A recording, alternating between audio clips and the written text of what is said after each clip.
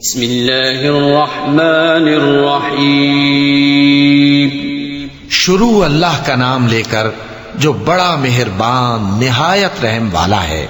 أَلَمْ تَرَ كَيْفَ فَعَلَ رَبُّكَ بِأَصْحَابِ الْفِيلِ أَلَمْ يَجْعَلْ كَيْدَهُمْ فِي تَضْلِيلٍ وَأَرْسَلَ عَلَيْهِمْ طَيْرًا أَبَابِيلَ تَرْمِيهِمْ بِحِجَارَةٍ مِّن سِجِّيلٍ فَجَعَلَهُمْ كَعَصْفٍ مَّأْكُولٍ.